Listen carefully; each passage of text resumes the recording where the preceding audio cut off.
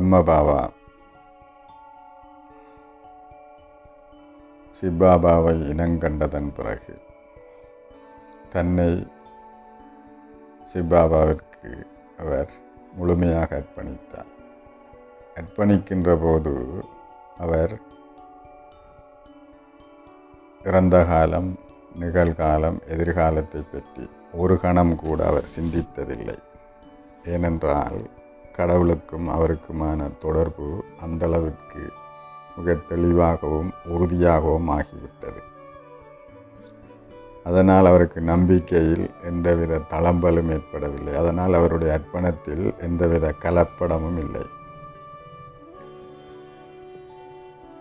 உலக வாழ்க்கையில் மக்கள் சிந்திப்பார்கள், என்னதான் இருந்தாலும் இது பழைய உலகம், யாரையும் நம்ப முடியாது, ஏதாவது கொஞ்சமாவது அவசரத்துக்கு பணம் இருந்தால்தான் என்ற விதத்தில் தங்களுடைய எதிர்காலத்துக்காக பெரிய ஆடம்பர வாழ்க்கை அல்லாது போனாலும் ஒரு சிறிதளவையாவது சேமித்து வைத்து மீதமுள்ளதைத்தான் மற்றவர்களுக்காக விட்டு கொடுப்பார்கள். பிரம்மபாபா எந்த ஒரு துரும்பும் தனக்கு ஆதாரமாக அமையக்கூடாது என்பதில் மிக தெளிவாக இருந்தார். இந்த துரும்பின் ஆதாரத்தையும் அவர் எடுத்திருந்தாலே ஆகியிருந்தால் அவருடைய முழுமையான துறவரம் சிறிது கலப்படம் மிக்கதாக மாறியிருக்கும். அப்பொழுது அவருடைய நம்பிக்கையிலும் 100% ஏற்பட்டிருக்கும். எந்தளவு துரும்பை அவர் நம்புகிறாரோ அந்தளவுக்கு அந்த நம்பிக்கையின் சதவீதம் குறைந்திருக்கும்.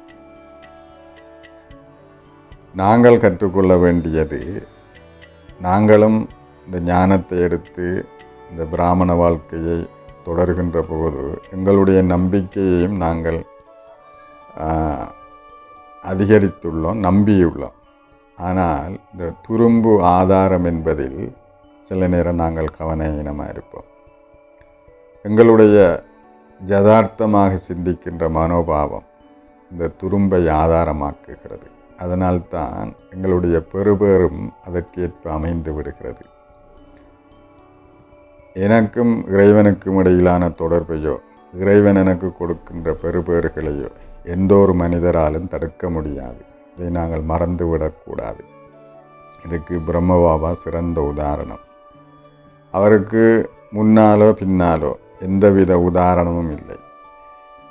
அவர் ஒரு சாதாரணமான வாழ்க்கை கூட வாழவில்லை. உச்சளவுக்கு திறமையான வாழ்க்கை, உச்சளவுக்கு வசதியான வாழ்க்கை.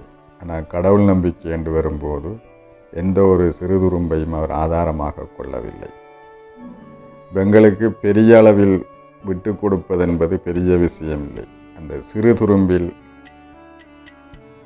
தங்கியிருப்பதுதான் பிரச்சனை. இப்போ அந்த சிறு துரும்பையும் எவ்வளவுக்கு பிரம்மபாபா மாதிரி விட்டு கொடுக்குறோமோ அந்தளவுக்கு என்னுடைய முழு பிரச்சனையை முடிவுக்கு வந்து இறைவனும் நானும் என்கின்ற அந்த உறுதியான நிலைக்கு என்னால் செல்ல முடியும்.